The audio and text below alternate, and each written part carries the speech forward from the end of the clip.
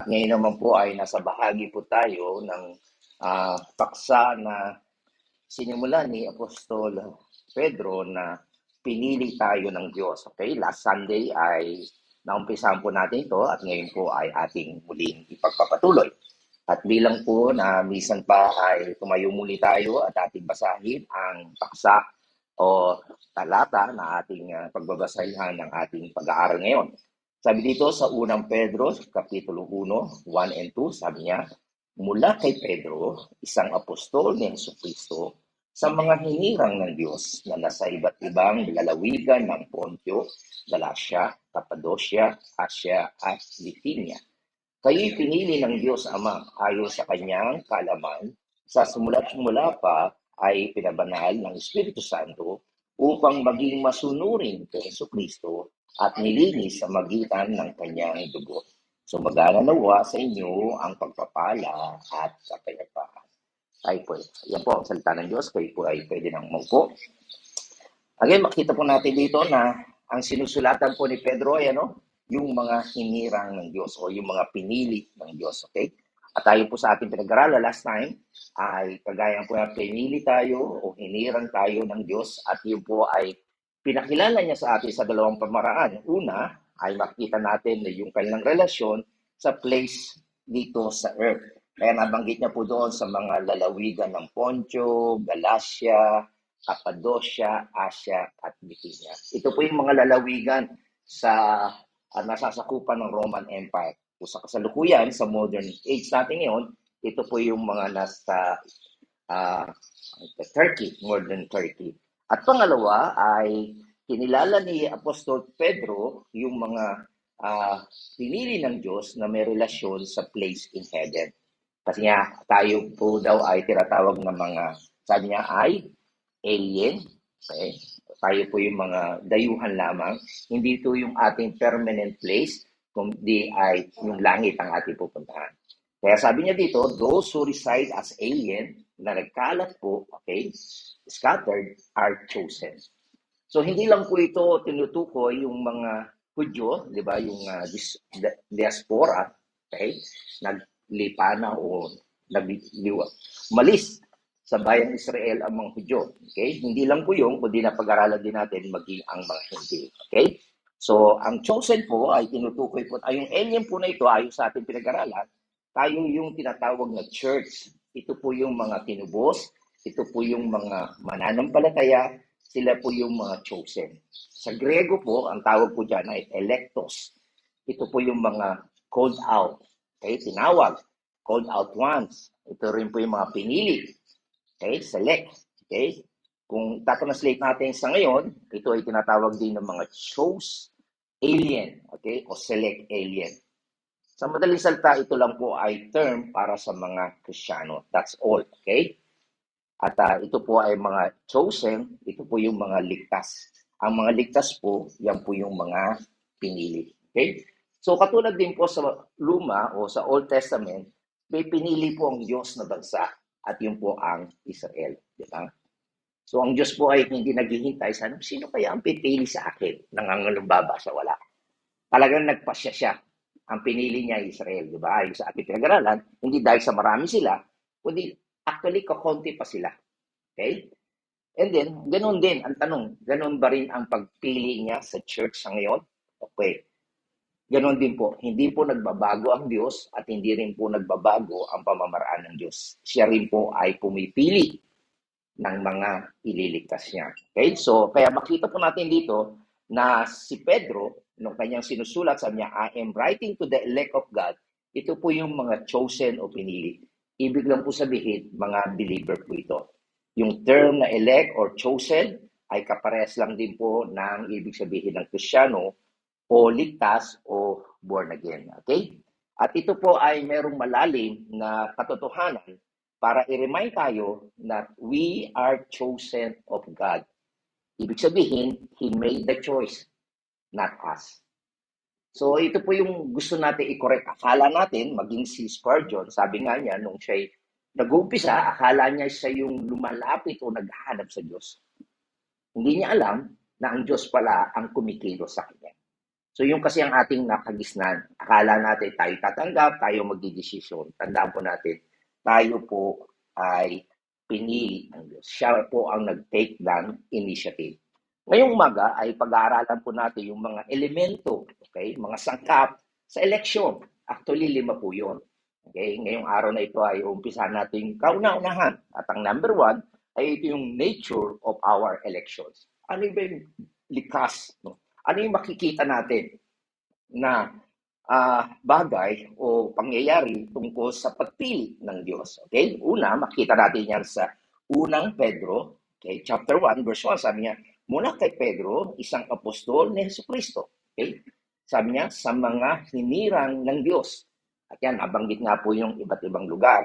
Okay, ano nga ba ang katangian ng mga hinirang o mga pinili ng Diyos? Sabi sa chapter 2, verse 9, na binasa kanina ng aking mabuting asawa. Nadagdagan natin, magandang asawa, okay? Pinili ko rin siya. So, okay. Pero pinili, ang mahalaga ay pinili tayo Diyos. Sabi dito, ngunit kayo ay isang lahing pinili, a chosen race, grupo ng maharlikang pari, isang bansang nakalaan sa Diyos, bayang pag-aari ng Diyos. Kita niyo yung likas mo.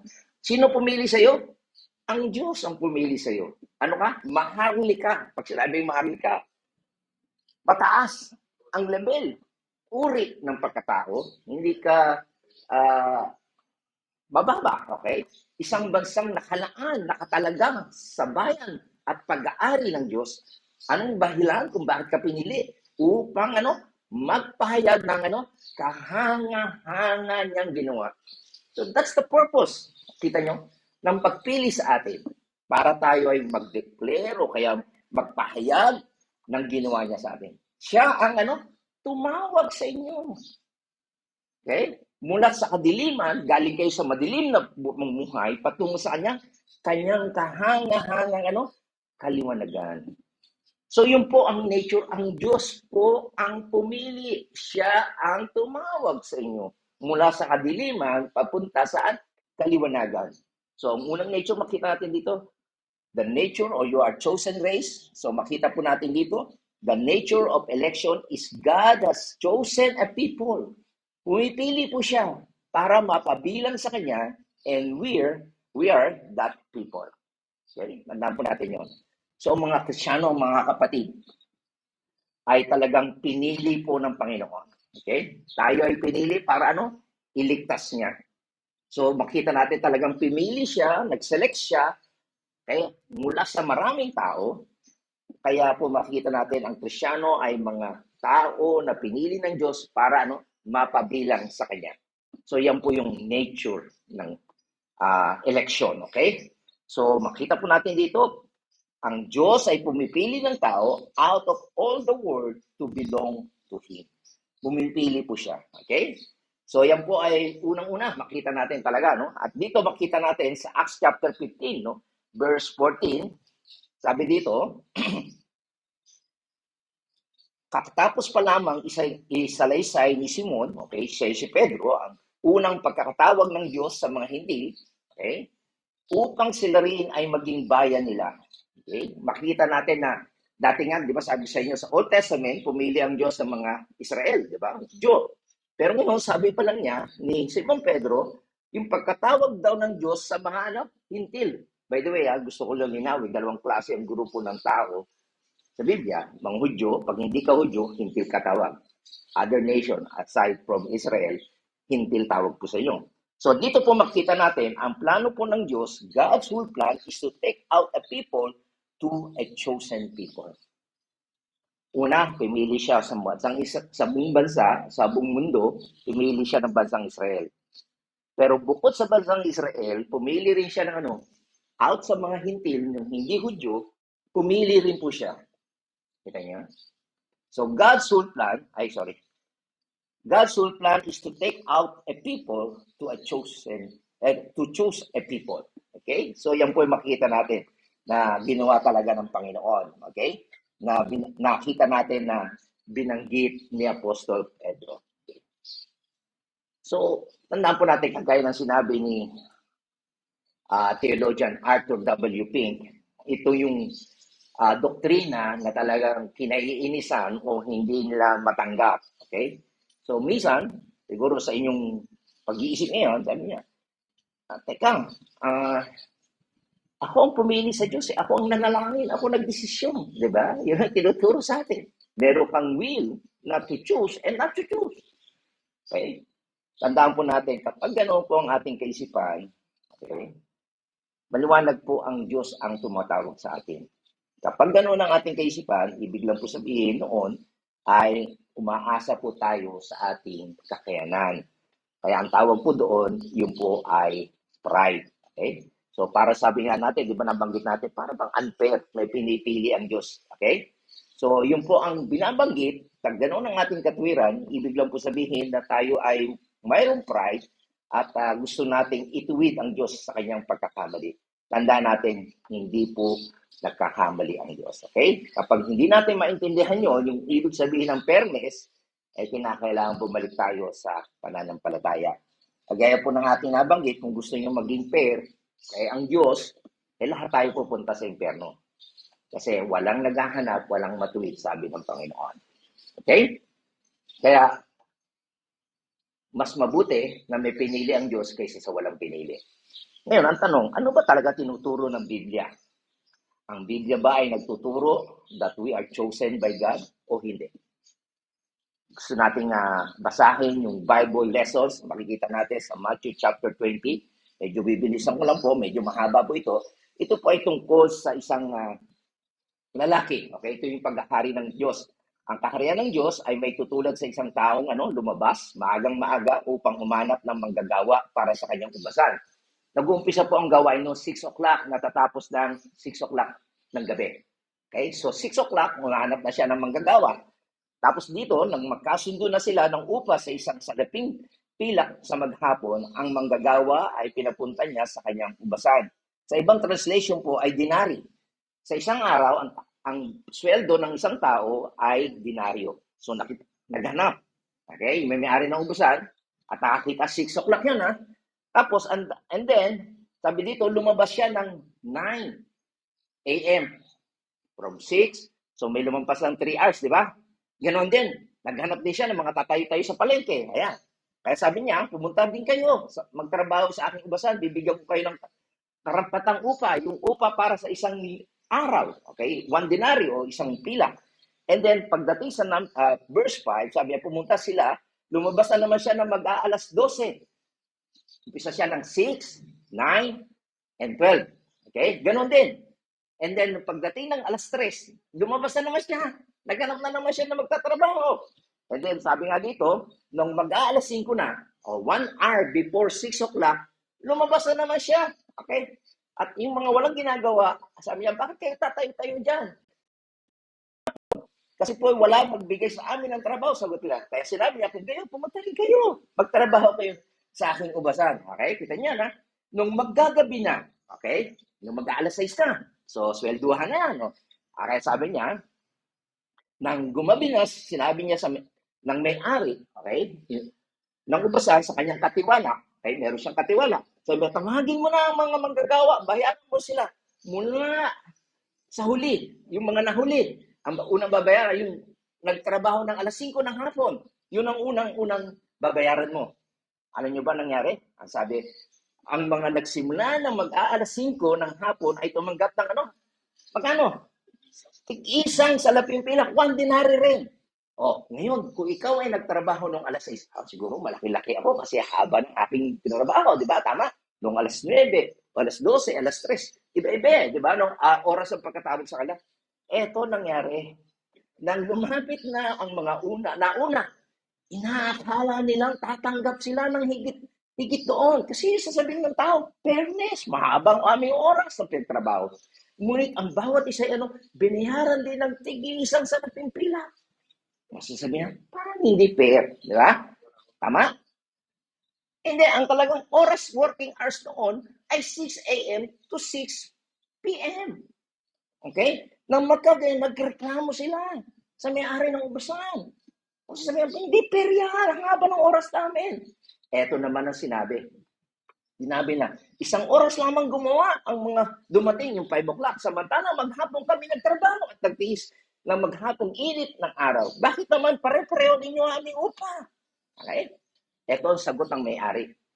Sagot ang may-ari ng ubasan sa isa sa kanila, kaibigan, hindi kita dinaya. Okay? Hindi ba't nagkasundo tayo sa isang salaping pila? Yun naman ang daily wage. Nagkasundo tayo. Sabi, kunin mo ang para sa iyo at umalis ka na. Ano sa iyo? Kung ibig kong bayaran ang nahuli ng tulad ng binayad ko sa iyo. Wala kang pakailangan. Mga nagbabayad eh. Ang usapan natin, isang denaryo o isang pilak. Tama? Pumayag ka eh. Okay? Sabi niya dito sa verse 15, wala ba akong karapatan gawin sa ari-arian ko ang aking maibigan? Kayo ba'y naiinggit? Dahil ako'y nagmagandang loob sa iba. He is very gracious. Yun ang kaisipan ng tao. Sabi, unfair. Oh, alam nyo, ang istorya na ito, makita natin the whole parable, okay? All the way down to the bottom, he picked out, okay, pumipili siya who he wanted. Pinili niya. And he rewarded them with eternal life. Yan po ang ibig sabihin ng parable na ito. Yan po ang essence ng parable, kahulugan. Very simple. Ang message, siya ang pumili. Tama? Siya ang tumawag them into his service. Trabaho kayo. Pinadala niya siya to serve. After na mag-serve sila, he rewarded them. Tama? Fairly. Faithfully. Kung anong sinabi ang usapan, ginawa niya. Tama? And generously. Yun ang hindi nakikintindihan ng iba eh. Generous siya. Ito po ang picture ng election. Kaya kung atin sasabihin natin, unfair ang Diyos, no? Hindi po siya unfair. He is fair, faithfully, and generous. Naintindihan niyo po ba? Kaya sabi sa inyo, iba yung kaisipan nyo at kaisipan ng Diyos. Diba? Sabi sa Isaiah, kung gano'ng kataas ang langit sa lupa, gano'n ding magkalayo ang kaisipan ng Diyos at kaisipan ng tao. Kaya kung hirap na hirap kayong tanggapin ito, sa totoo lang, mahirap talaga sa umpisa. Pero kung iintindihin nyo ang sinasabi ng Diyos, hindi ka dapat magreklamo. Tanggapin mo ito ng may pananampalataya. Maliwanag po ba? Ito pa, maliwanag. Ano sinabi ng Panginoon? Kayo ba ang talagang pumili sa Diyos? Hindi. Sabi niya, hindi ninyo ako pinili. Ako, kayo ang pinili ko.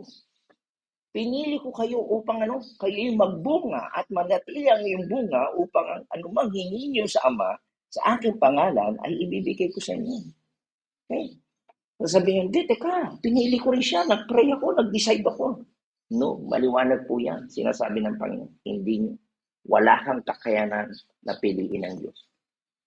Unless ang Diyos kumilos sa iyo at ang Banal na Espiritu. Okay? Yung po ang nakikita natin. Dapat makita natin, kaya po sa ating pag-aaral, sabi nga sa inyo sa Reformed Theology, pinag-aaralan natin ng Diyos. Hindi tayo nakasentro sa damdamin ninyo o sa ginagawa ko. Kung ano ang ginagawa ng Diyos sa atin na hindi natin nakikita. Okay? Kaya maliwanag po dito sa inyo, paano kayo makakadesisyon? Okay? Ang sabi dyan sa panalangin ni Jesus Christ sa John 17 verse 9, idinadalangin ko sila. Sino yung pinagpe-pray ni Jesus Christ sa Ama? Hindi ang sanlibutan ito ang dinadalangin ko. Hindi yung buong tao sa sanlibutan. Kundi sino? Ang lahat ng ibinigay ng Ama. Ibinigay mo sa akin. Bakit? Sapagkat sila'y sa iyo. Ang Diyos ang pumili sa atin at ibinigay tayo kay Jesus Christ. And that's the reason kung bakit nagkaroon tayo ng pananampalataya kay Jesus Christ. It is God who initiate. Ang ganyan? Kaya the Father chose us and gave us to Christ as a love gift for they are dying. Ito niya? Siya yung pumili sa atin at ibinigay tayo kay Jesus Christ. Okay? Bilang love gift para tayo makalapit kay Jesus Christ. Okay? Kaya ito pa isang napakagandang ah, istorya o pangyayari ng si Pedro ay nagpapahayag at saka si Bernabe sa synagogue. Sabi niya, ngunit buong tapang na sinabi ni Pablo at Bernabe, sa inyo muna sana dapat ipahayag ang salita ng Diyos. Ang kausap niya yung mga Hudyo. Ngunit dahil itinakwil ninyo ito, okay? So unang talagang ipinahayag ang mabuting balita tungkol sa Diyos o tungkol sa Messiah kay Jesus Christ ay sa mga Hudyo. Pero ano sabi? Ngunit dahil itinakwil niyo ito, hinatulan ninyo ang inyong sarili na kayo hindi karapat-dapat sa buhay na walang hanggan. Kaya ano nangyari? Kaya sa mga hintil na kami mangangaral. Kita niya? So yung pagtakwil ng mga Hudyo, makikita natin, ay talagang sina Pablo, sina Paul, at Bernabe ay pumunta sa mga hintil para sila ay mga, anong sabi dito sa verse 47? Ganito ang inutos sa amin ng Panginoon. Ilalagay kitang liwanag sa mga hintil upang maipangaral mo ang kaligtasan hanggang sa dulo ng daigdig. Kaya magpasalamat tayo na dahil sa katigasan ng mga Hudyo, napabaling sa atin ang liwanag o ebanghelyo sa mga hintil. At ito ang naging response nila. Nang marinig ng mga hintil ang mga salitang iyon, ano nangyari? Sila'y nagala at nagpuri sa Panginoon dahil sa salitang niya. At sumampalataya ang lahat ng hinirang para sa buhay na walang hanggan. So dito po makikita natin yung proseso. Kaya tayo naniniwala, hindi natin alam kung sino-sino yung mga hinirang ng Diyos. Tama po ba? Ang trabaho ng mga misyonary o trabaho ng mga pastor, ang trabaho natin bilang mananampalataya, ipangaral ang ebanghelyo. At kapag nakapakinig sila ng totoong ebanghelyo tungkol kay Kristo, magre-response po sila. Iyon po yung tawag na effectual calling. Isa po yan sa mga pag-aaralan natin. Itong ating pinag-aaralan ay kasama po yan sa unconditional election. Wala po siyang requirement para ikaw ay piliin. At kapag ikaw naman, hindi natin alam kung sino yung mga elected, di ba? So, ang trabaho natin ay mangaral tayo at ang totoong mga inelect ay sasampalataya sa Panginoon. Yun po ang ating trabaho. Okay? Kaya the chosen believe. Hindi natin alam kung sino yung mga hinirang, di ba? Pero kapag nangaharap po tayo, sila po ay sasampalataya sa Panginoong Jesus. So, those appointed to eternal life, believe. Kapag talagang nakalaan sa kanila ang buhay na walang hanggan, sila po ay mananampalataya. Okay? So, maganda po rin yung usapin na binabanggit ni Pablo sa Romans chapter 9. At ito po yung magsisimula sa 13. Sabi niya, anong nasusulat? Okay? Ayon sa nasusulat, minahal ko si Jacob at kinapuotan ko si Esau. Yan po ang sinabi sa Genesis chapter 25 verse 23. Ito po ay pahayag ng Panginoon. Hindi pa po pinanganganak si Esau at si Jacob, sabi nga ng Panginoon, manganganak, okay, ng twin. Kaya lang mauuna si Esau. Siyempre, pag nauna, yun ang panganay. Tama po ba? Ang pangalawa ay si Jacob. Usually, sa bansang Israel, kung sino yung panganay, siya yung tagapagmana. Tama po ba? Pero dito, binanggit ng Panginoon yung pagpili niya. Yung bunso ay paglilingkuran ng panganay. Ngayon, ang sabi ngayon ng iba, lalo na mga Hudyo, mga Pariseo, masasabi ba natin hindi makatarungan ng Diyos dahil dito? Eh, parang hindi tama yun. Ayon sa ating batas, yung panganay ang dapat ang tagapagmana. At siya paglilingkuran ng bunso. Baliktad eh. Ang sabi ng Panginoon, minahal ko si Jacob at kinapuotan ko si Esau. Kaya ang tawag ng mga antagonist, yung mga kontrabida, ayaw maniwala, hindi makatarungan ng Diyos. Okay? Ano sagot ni Pablo? Ano sagot ng Panginoon? Sapat ganito ang sinabi niya kay Moses. Mahahabag ako sa nais kong kahabagan at maaawa ako sa nais kong tawaan. Okay? So, anong ibig po sabihin noon? Ang ibig lang sabihin ng Panginoon, I will do precisely what I want to do. Gagawin ko kung ano yung maibigan ko. Maliwanag po ba yan? Eh, Diyos siya. Kaya sabi niya, ito ba'y ayon sa gagawin ng tao? Tandaan natin, yung pagpili ng Panginoon. Hindi pa sila ipinapanganak. Wala pa silang na-accomplish. Tama? Tama po ba? By the way, ganun din po yung pagiging born again. Ang ipinanganak sa laman ay laman nga. Tama? Ang ipinanganak sa espiritu ay espiritu nga. Nung ba kayong nasa tiyan ng nanay nyo, may ginawa ba kayo para lumabas? Wala, umiiri nga nanay eh. At pag ayaw pa umiri, sinesesaryan pa, tama no? Wala kang magawa. Ganon din po ang pagiging born again. Yung pagpili ng Panginoon, yung pagpili niya ay wala kang nagagawa. Kagaya ni Esau at ni Jacob, wala naman siyang na-accomplish pa. Pero yun nga po, nakasalalay yan sa pagpili ng Diyos. At hindi ito, sabi niya, maliwanag kung gayon na ang pasya ng Diyos ay nakabatay sa kanyang habag, yung awa niya, yung mercy niya. At hindi ito sa kagustuhan o pagsisikap ng tao. Hindi niya nakasalalay sa iyo. Maliwanag? At ito pa, ay siyempre maraming kontrabida. Ay, sabi niya, sinasabi mo naman sa akin, kung gano'n, bakit pa sinisisi ng Diyos ang tao? Sino ba ang magkakasalungat sa kanyang kalooban? Ang sagot, tao ka lamang. Sino kang mangangahas na sumagot ng ganoon sa Diyos? Masasabi kaya ng isang hinubog sa kanyang manghuhubog, bakit ninyo ako ginawang ganito? Yung gumagawa ng pattern, yung mga palayok, pwede bang magreklamo yung palayok sa gumagawa ng palayok? Sabi niya, wala bang karapatan ang gumagawa ng palayok na bumuo ng mamahalin at mumurahin si sidlang mula sa isang tumpok ng putik? Ganyan. Ano pa? Kaya kahit na nais nang ipakita noon ng Diyos ang kanyang puot, okay, at ipakilala ang kanyang kapangyarihan, pwede kang sirain o tuksain lahat tayo dahil makasalanan tayo. Eh, ano nangyari? Buong tiyaga pa rin yan. Pinagtiisan ng mga taong dapat sana'y parusahan at lipunin.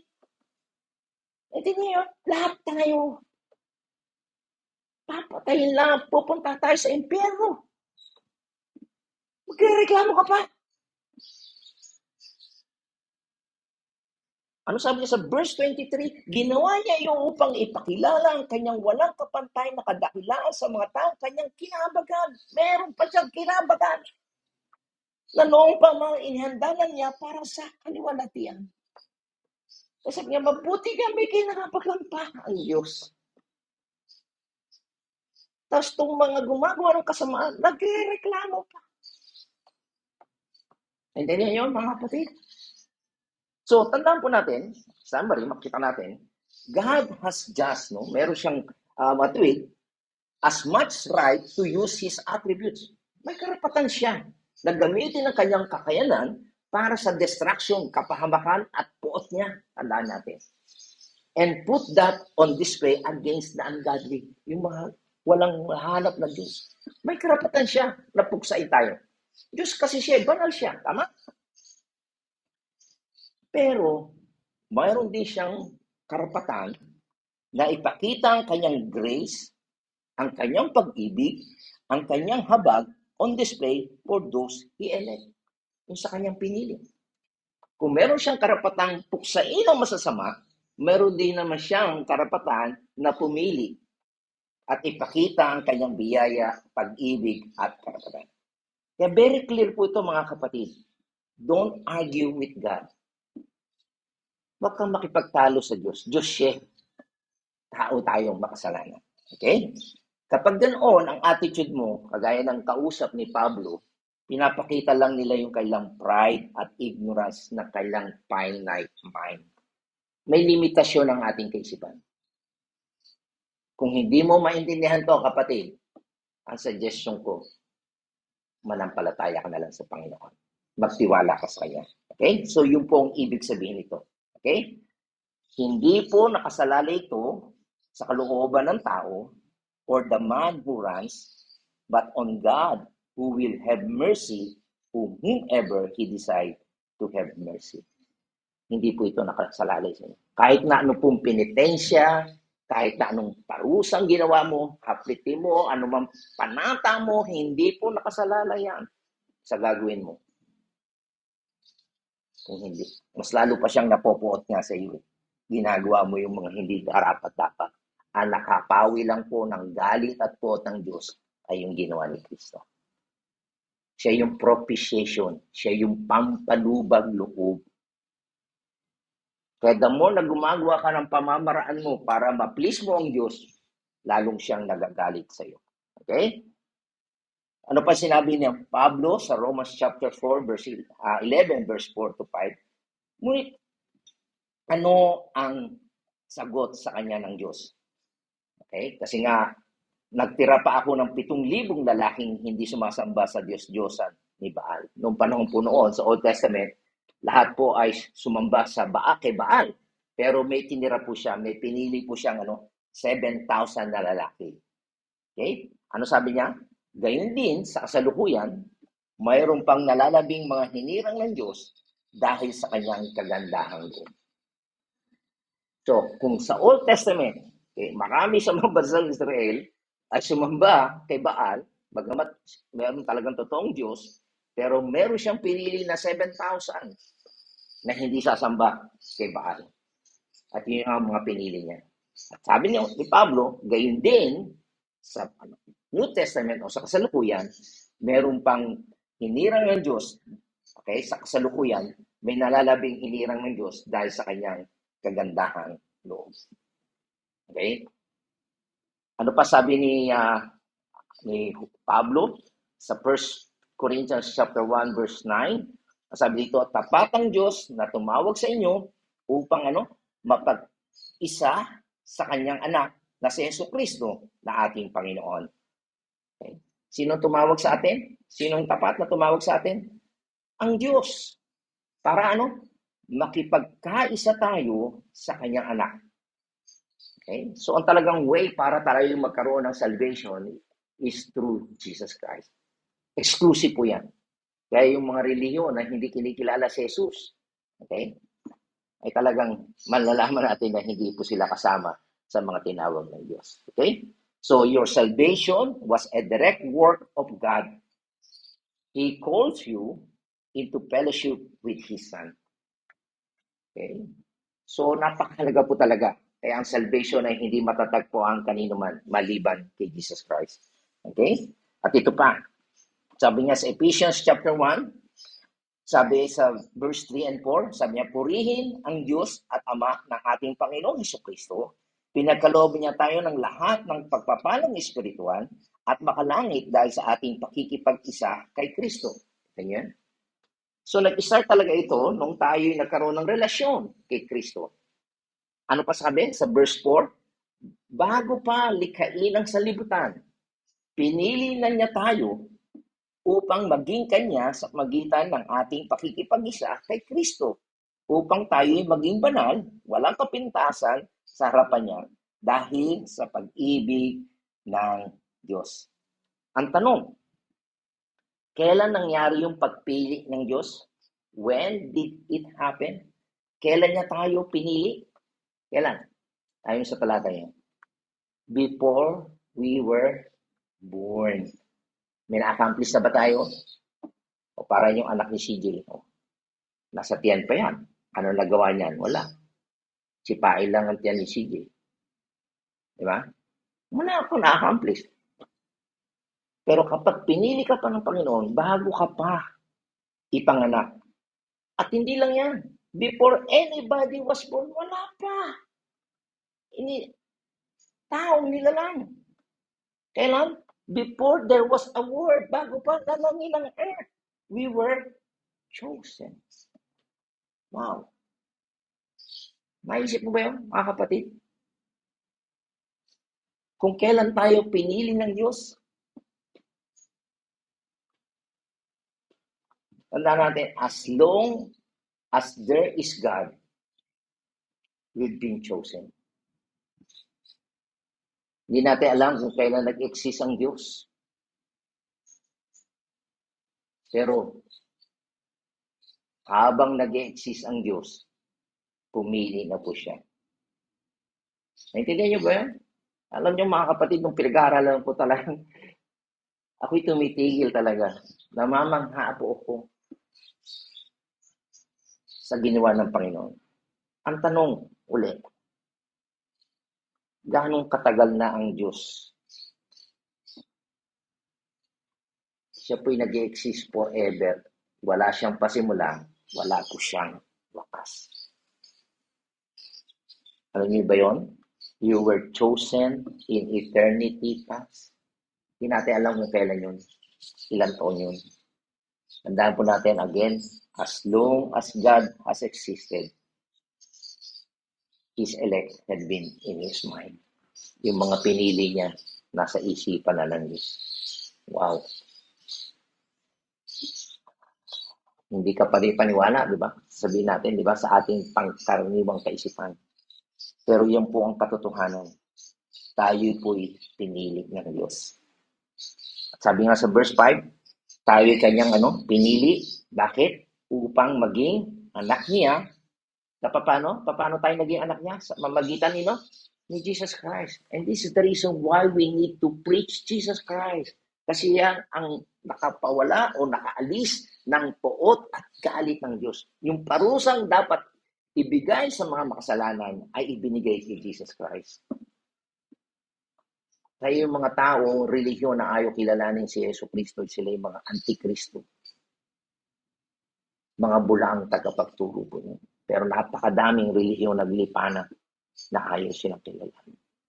Pero tayo, sa tuloy natin ipapangaral si Yesu Cristo, sapagkat ang makapakinig ng totoong ebanghelyo tungkol kay Kristo, yung mga pinili ng Diyos ay sasampalataya. Yan ang kanyang layunin, tandaan natin. Yan ang kanyang kalooban. Ang pamamaraan ng pagliligtas ng Panginoon ay walang iba, kundi sa magitan ni Yesu Cristo. Kaya anong dapat natin gawin? Purihin natin siya dahil sa kanyang kahangahangang pagkalinga sa atin, yung habag niya sa atin, sa magitan ng kanyang minamahal na anak. Ipinakita niya yung habag at awa ng Diyos sa magitan ni Jesus Christ. Tingnan niyo, siya yung substitute. Dapat tayo ang parusahan, dapat tayong mapahamak, pero ang kanyang anak ang pinarusahan niya at nagbayad sa ating kasalanan. Okay? So, tandaan natin, hindi ito sa magitan ng ating accomplishment o gagawin, kundi yung sa pagpili niya. At alam natin, habang nag-e-exist ang Panginoon, ang Diyos, pinili niya na tayo. Wow. Parang ang hirap isipin o tanggapin. Pero tandaan natin, hanggat nag-e-exist ang Diyos, ikaw o ako, kung tayo talagang kabilang sa pinili ng Diyos, tandaan natin, nasa isipan tayo ng Diyos. Di ba nakakatuwa po yun, mga kapatid? Isipin natin na tayo'y nasa isipan na ng Diyos at lagi tayong ipinagpe-pray ng Diyos. Yan po yung ating pinag-aaralan sa John chapter 17. Okay, kung hindi kayo natin ng prayer meeting, yan po napakaganda. Ano sabi pa niya ni Pablo sa Thessalonica, sabi niya, lagi kaming nagpapasalamat sa Diyos. Dahil sa inyong tuwin ay kasama kayo sa aming mga dalangin. Mga kapatid, hindi tayo magpe-pray sa iyo. Kundi nagpapasalamat tayo sa Diyos na siyang pumili sa atin. Kaya, binabanggit namin sa harapan ng ating Diyos at Ama ang inyong mga gawaing bunga ng inyong pananampalataya. Ang inyong mga pagpapagal dahil sa inyong pag-ibig at ang inyong pagtitiis dahil sa inyong pag-asa sa ating Panginoong Hesukristo. Mga kapatid, nalaman namin na kayo'y pinili ng Diyos na nagmamahal sa inyo. Eh mga kapatid, kayo at ang Diyos ang nakakaalam kung kayo'y pinili ng Panginoon. At kung natiyak nyo na talagang pinili kayo ng Panginoon at nakikita yung pananampalataya, yung pagtitiwala nyo sa Diyos, anong dapat nyo gawin? Magpasalamat kayo. Kaya ang mga pinili talaga, Ang mga totoong mananampalataya, punong-puno ng pag-asa yan. O punong-puno ng pasasalamat yan araw-araw. Okay? So, lagi po tayong magpasalamat sa Panginoon kasi siya ang pumili sa atin mula pa ng pasimula. From the beginning for salvation. Kaya kanya pinili para maligtas. Okay? Sana makita po natin ito, mga katotohanan ito na sinasabi ng banal na kasulatan. Okay? Ano pa sabi niya sa verse 13? Napakaganda. Ngunit kami ay nararapat magpasalamat sa Diyos. Kita niyo? Dahil sa inyo, mga kapatid, na minamahal ng Panginoon sa pagkahirang sa inyo ng Diyos buhat pa ng pasimula. Sa ikaliligtas, sa pagpapabanal ng Espiritu at pananampalataya sa katotohanan. Wikang English, makita natin, give thanks always to God for you, brethren, beloved of the Lord, because God has from the beginning chosen you. Kita niyo, napakaganda. Para sa salvation through sanctification of the Holy Spirit and believe of the truth. Naniwala kayo sa katotohanan. Okay? Kaya, alam nyo, itong mensaheng ito nung nawala nga po, naikwento ko na malimit sa inyo, yung nawala ang anak ni Pastor Ray sa Batangas. Nung nasa Batangas siya, nawala yung panganay niya dito sa General Trias. 3 araw po niyang umiiyak siya. At tinatanong niya ako sa akin, Pastor, bakit nangyari po yan? Ano yung sagot ko sa kanya? Itanong mo sa Diyos, kasi hindi ako Diyos. Totoo lang. Okay? At nag-pray siya sa Diyos. Lord, bakit mo hinayaang mawala ang aking panganay na? At nangusap sa kanya ang Panginoon, through prayer, sabi niya, bakit mo ba hinahanap ang anak mo? Sabi niya, mahal ko po. Pag-usap siya sa Diyos. Yung in-imply sa kanya. Okay? O yun pala sabi niya, mahal mo pala ang anak mo, kaya mo hinahanap. Paano naman yung mga anak ko, hanapin mo rin sa kabundukan. Ibig lang sabihin, hanapin mo yung mga pinili ko dyan. Umayo ka pa. Ayun yung dahilan. Nung panahon pala noon, siya po'y natatabangan na, gusto niya na pong gumive up na maging pastor o missionary na. Hindi niya sinasabi sa akin. Pero noong nangyari po yon, pinagtibay po ng Panginoon ang pagkatawag sa kanya. Kaya sabi sa kanya, that's it. Yun ang mensahe ng Diyos sa iyo. Yun ang sagot niya sa iyo. Kung bakit niya hinayaan. Merkulis po yun ang gabi. Prayer meeting po yun. And then, Thursday, 1:00, the following, tumunog po yung aking cellphone. Hindi ko pa nababasa yung cellphone. Sabi ko, ito na yun. Sagot ang Panginoon. Yun nga po. Sabi niya, purihin ng Diyos, Pastor. Natagpuan na po ang aking anak. At hindi lang po yun. Meron pa po lang kasama yung 2 anak niya na babae na tumitira sa matanda na minumulestya na yung 2. Na-rescue pa. So, may blessing pa. So, kaya makikita po natin dito na talagang magpapasalamat tayo sa Diyos lagi. Kapag ikaw ay talagang kasama sa mga hinirang ng Diyos, wala kang gagawin kundi magpasalamat ka sa Panginoon. Ano pa sabi ni Pablo sa 1-2 Timothy chapter 1, 8b, sabi niya, umasa ka sa kapangyarihan ng Diyos. Okay? Bakit? Na siyang sa atin ay nagligtas at sa atin ay tumawag sa isang banal na pagkatawag. Hindi ayon sa ating mga gawa, kundi ayon sa kanyang sariling akala at biyaya. Sa kanyang sariling purpose and grace na ibinigay sa ating kay Kristo Jesus buhat pa ng mga panahong walang hanggan. Before the world began, tinawag na tayo ng Panginoon. Yung nga, hindi natin alam kung sino yun. Pero kung ikaw, malaman mo, natitiyak mo,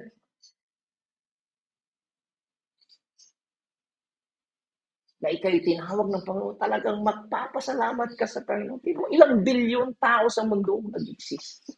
Hindi natin alam kung sino yung mga pinili ng Panginoon. Pero kapag nalaman mo, kayo nakabilang sa church na ito, alam nyo na kayo tinawag ng Panginoon.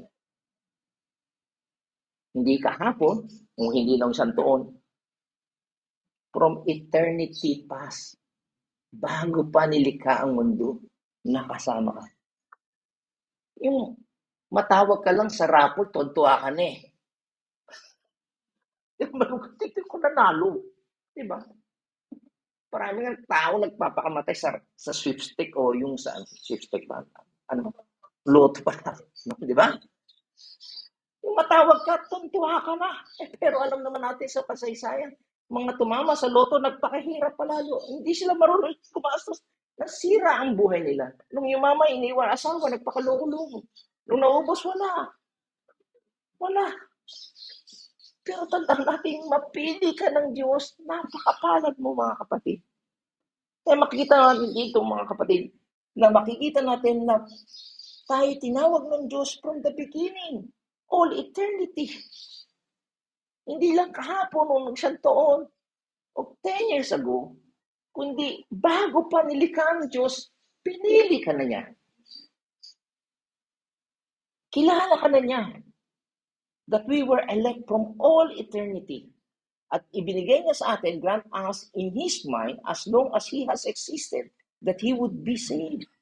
Na alam niya, ililigtas ka niya. Bakit? Ito ay ayon sa kanyang plano, layunin, biyaya, and not of us.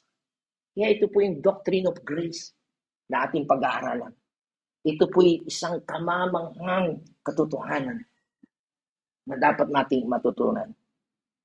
Ang Diyos po ang pumili sa atin. Kaya ang trabaho natin bilang mga mananampalataya, sabi ni Pablo, sabi niya, pinagtitiisan ko ang lahat ng bagay, alang-alang sa mga hinirang ng Diyos. Kasi hindi niya alam kung sino yun eh. Upang magkaroon sila ng kaligtasan at walang hanggang buhay na mula kay Kristo. Kaya ito po ang ating ministry, is to reach the elect, reach the chosen.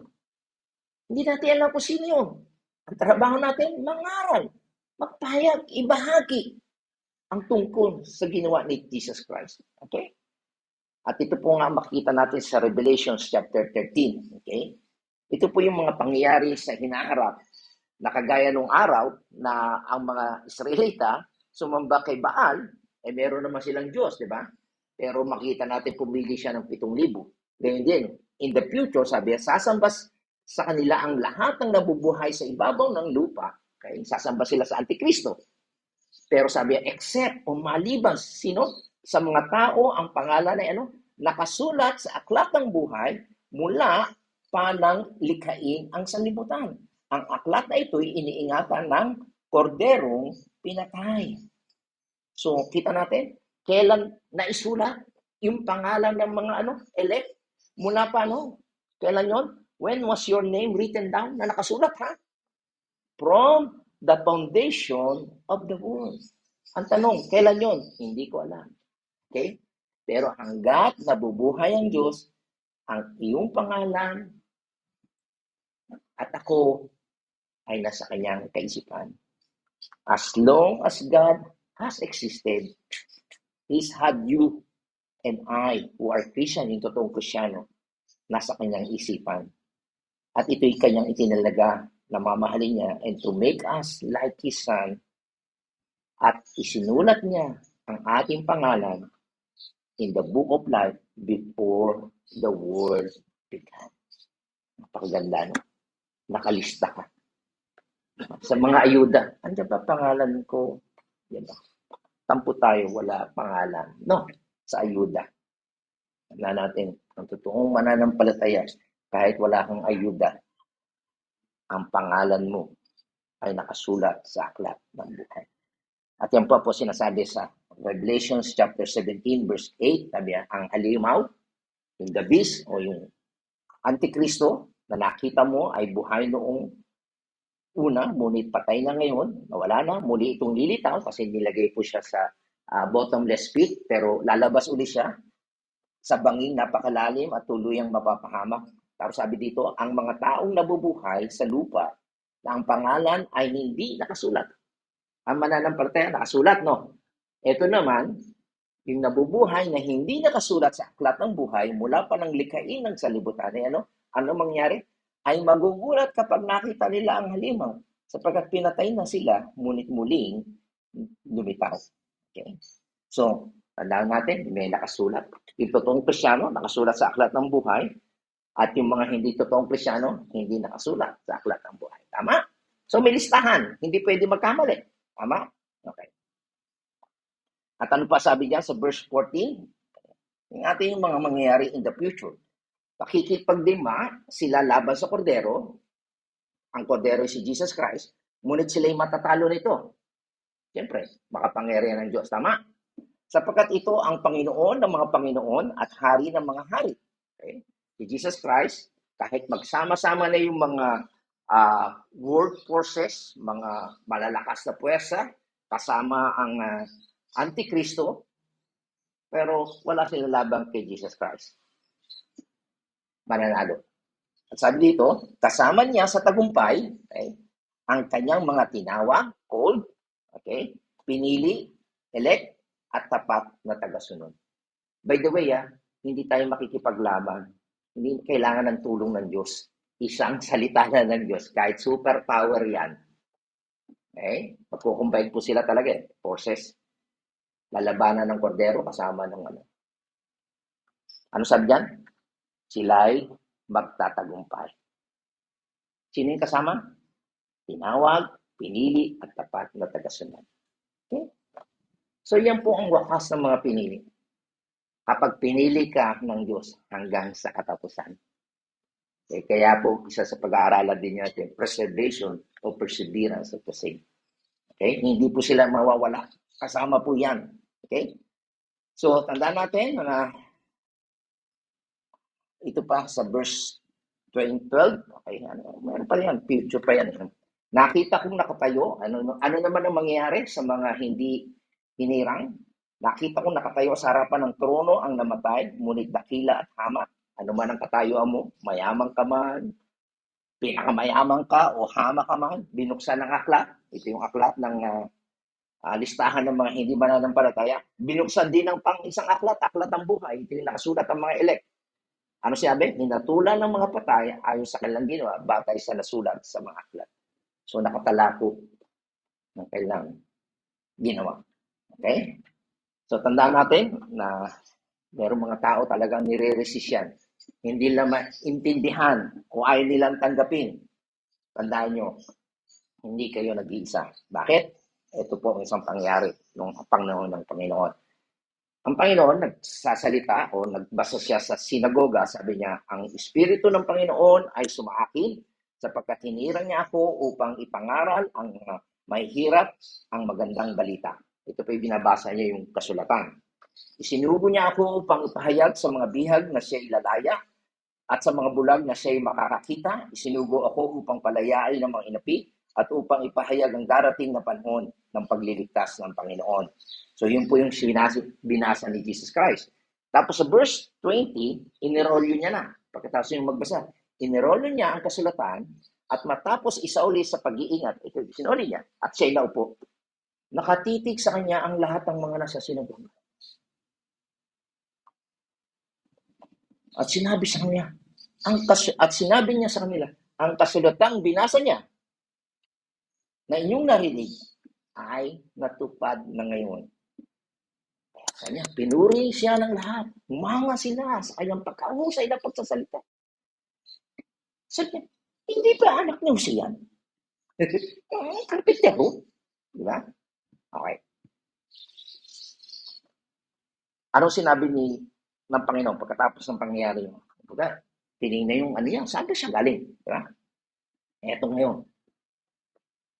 Nagsalita uli ang Panginoon. Ngunit sinabi ko sa inyo, maraming biyuda sa Israel nung panahon ni Elias nang hindi umuna sa loob ng 3 kalahating taon, 3.5 years.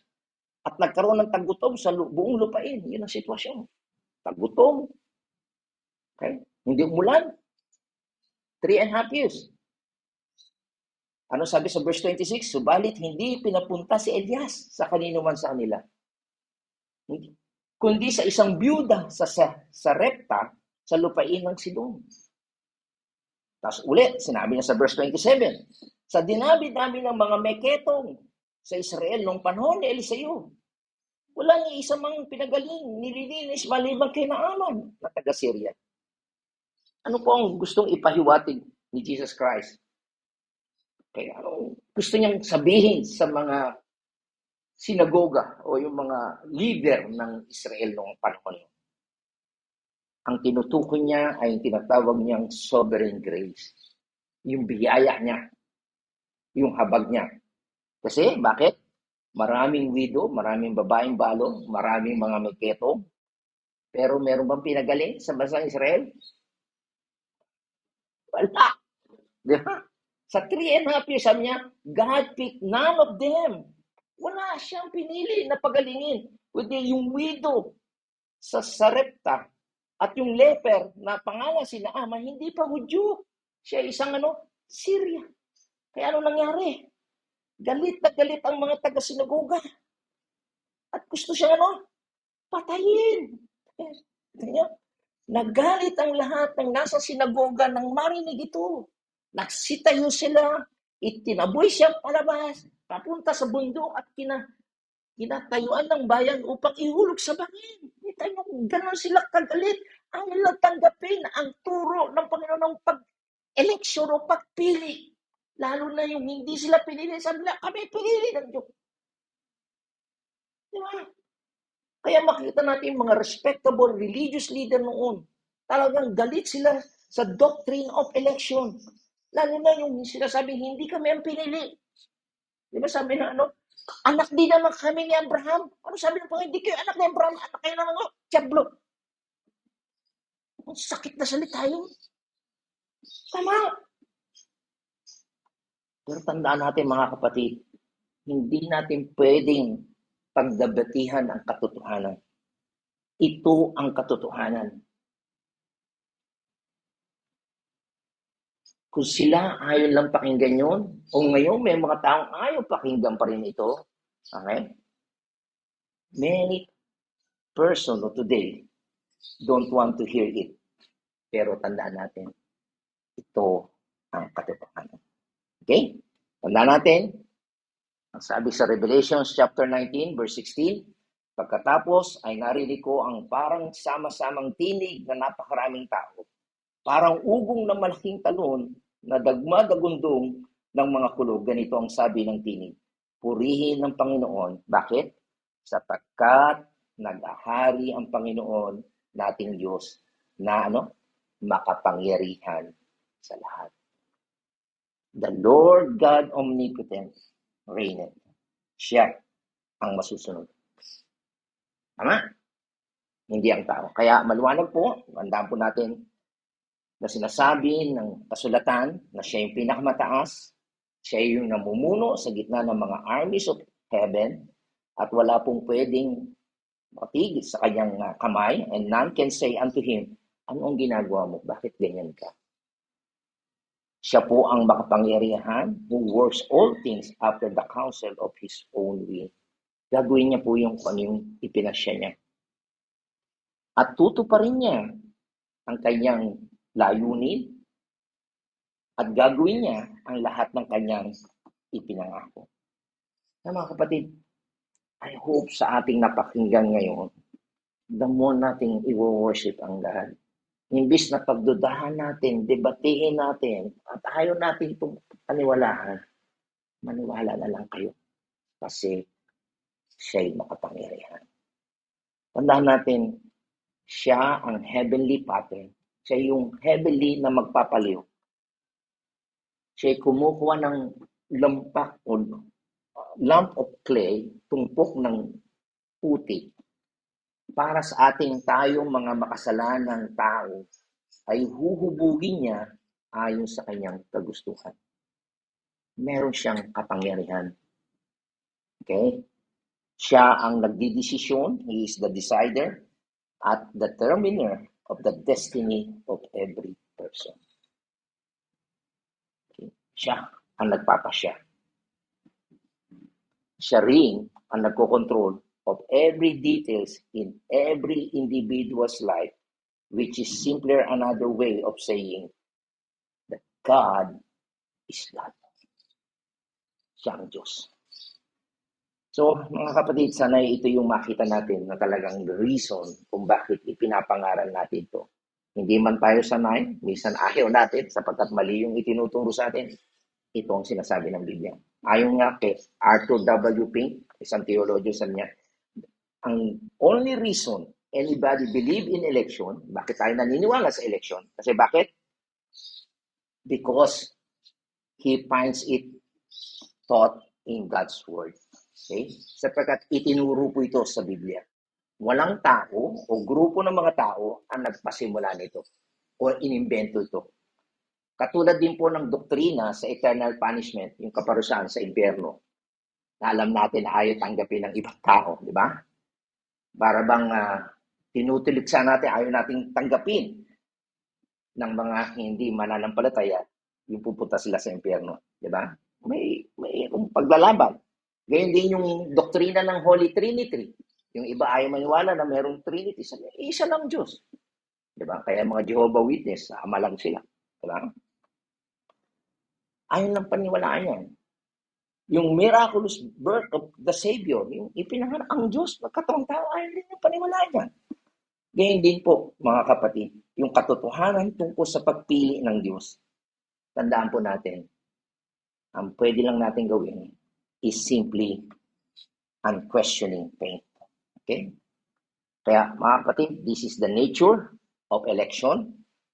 God's divine will select some for salvation. Mahirap bang paniwalaan to, mga kapatid? Sa totoo lang, kung kayo ngayon nyo lang napakinggan ito, mahirap talaga. At hindi kayo talaga nag-iisa. Pero paniwalaan nyo sa inyong puso, ito ang itinuturo ng salita ng Diyos. Pero tandaan po natin, mayroong isang bagay, pretty exciting about that reality. Pag nalaman natin itong katotohanan. Okay? Meron po itong malalim na talagang ipapakumbabain po tayong humbling about it. Okay? Bakit? Kasi po, sinisira nito yung ating pagmamayabang. Nakakala natin meron tayong magagawa para sa ating kaligtasan. Lalo tayong magpapakumbaba at sasambahin natin ang Panginoon. Kasi wala naman tayong maaangkin. Kaya ako pinili ng Diyos kasi lahi namin. At saka malaki ako magbigay. Masipag ako. Magaling pa ako kumanta. Pogi pa ako. Sasabihin, wala kang pwedeng ipagmayabang. Yung pagpili ng Diyos, walang kondisyon yan. Okay? Ngayon, paano naman, pastor, yung mga hindi na-elect? Anong sabi ng Biblia? The Bible says they're going to hell because of their unbelief. Maliwanag po yan. Kung kayo pamilyar sa John 3:16, di ba? Basahin niyo po yung 17, 18, and 19. Kaya po sila mapapahamak. Okay? God has take no responsibility for them. Bakit? Kasi ang naintindihan natin, but I understand my God and I understand what He has said in His Word, sila daw ay na-condemn because you believe not on me. Yun po ang pagkakatol ng Panginoon. Kasi dumating yung ilaw, mas ginusto pa ng tao ang kadiliman. Kaya po sila hinatulan. Okay? Ang paghahatol po ng Panginoon sa mga tao ngayon, sapagkat hindi po sila naniwala o nanampalataya kay Jesus Christ. Paano natin ito pag-ugnayin? Hindi ko maintindihan, pero alam po natin, God does in a perfect justice. Okay? So, yan po. Basahin ko na lang po sa verse 17 and 18, John 3:16, sabi niya, isinugo ng Diyos ang kanyang anak, hindi upang hatulang maparusahan ng mga tao, kundi upang iligtas ang mga tao sa magitan niya. Yun talagang purpose ng Panginoon, di ba? Sabi niya sa verse 18, hindi hinatulan ng maparusahan ang mga sumasampalataya sa anak. Yung mga elect, hindi sila papaparusahan. Ngunit hinatulan na, na-condemn na sila ang hindi sumasampalataya. Bakit? Hindi sila sumasampalataya sa kaisa-isang anak ng Diyos. Ganito ang paghahatol ng Diyos, na parito sa sanlibutan ng ilaw, ngunit inibig pa ng mga tao ang dilim kaysa sa liwanag, sapagkat ang kanilang mga gawain ay masasama. Okay? So, tapos na po sa mga kapatid. Ang reason kung bakit itinuro ng Panginoon ang doctrine of election ay merong dalawang bagay. Una, He is in charge. Siya ang makapangyarihan sa lahat. Siya ang pumipili. Tama? Hindi ikaw ang pumipili. Maliwanag yun? Huwag mo napilit yung sarili mo. Kaya yung nagtuturo, kapit ka lang sa Diyos. Hindi mo kaya. Ang Diyos ang pipili siya. Tama? Pangalawa, ang itinuturo ng doctrine of election, He is so gracious para doon sa mga those of us who could never have earned, hindi natin may earn ito, that we ought to spend our eternity past praising His glorious name. Hindi natin kaya po na ma-earn yung salvation natin. Kaya ang Diyos ay mahabagin na pumili po siya para ilaan natin ang ating pangwalang hanggan na nagpupuri sa kanyang pangalan. Kaya tandaan natin na ang doctrine of election ay hindi binigay sa atin para makumpuse po tayo, okay? O malito tayo. Ito ay ibinigay sa atin para basagin o sirain yung ating yabang o yung ating pride at tayo ay magsimula o magtamuhin natin ang pagpupuri sa Panginoon. Nawa ito ang maging damdamin ninyo pagkatapos yung mapakinggan ang mensahe o doktrina ng election. Pasimula pa lang po ito mga kapatid. Kaya sabi sa inyo, may 5 elemento ang elections. Nasa number 1 pala po tayo. Okay? Sana po ay yun po ang aking dalangin na talagang nagpuri tayo sa Diyos. Pasalamatan natin ng Diyos na tayo isa sa mga pinili niya. Tayo po yung dalangin. Salamat po, O Diyos, sa iyong kadakilaan at sa iyong habag sa amin. Sa buntong ng napakaraming mga tao sa mundo na ito, mabilang po kami, Panginoon, sa mga pinili mo. At yun po ay nagsimula nung eternity past o bago palikhain ang mundo na ito. Talagang ito po ay nagdulot sa amin ng katakumbabaan. Talagang pakpakbaba, Panginoon, na talagang alam namin na hindi kami karapat-dapat. Pero sa kabila ng iyong habag sa amin ay pinili mo kami upang gamitin para maihayag ang iyong kadakilaan. Panginoon, dalangin ko na sana ay sa tulong ng iyong Espiritu, yung mga tao na nakapakinig ngayon na mayroong resistance at hindi nila maintindihan, dalangin ko na sa iyong habag ay paginawin ito. Bigyan mo rin sila ng pananampalataya at pagtitiwala sa iyo, Panginoon, na ikaw ang may kontrol ng lahat ng bagay at kaya mong gawin ang ayon sa iyong pasyan at gusto mong bigyan ng habag ang iyong unang bigyan ng kahabagan. Na Lord, we thank you, Lord, that you are our God, na nagbigay ka ng panahon para sa mga makasalanang tulad namin upang kilalanin ka at masamba ka namin. Kaya ito po ang aming naisin, Panginoon, na kami na nanliwanagan, na kami na pinili mo, Panginoon, ay katulad din ni Pablo. Kami magtiis, Panginoon, alang-alang pa doon sa mga tao na yung pinili, Panginoon. Na sana gamitin mo kami, ang aming buhay, ang aming mga pangangaral, ay talagang makapagbigay ng liwanag para sa mga pinili mo, Panginoon, upang sila din ay sumampalataya. Ito po, Panginoon, ang aming dalangin. Pasasalamat sa pangalan ni Jesus. Amen at amen. Purihin po natin ang Panginoon.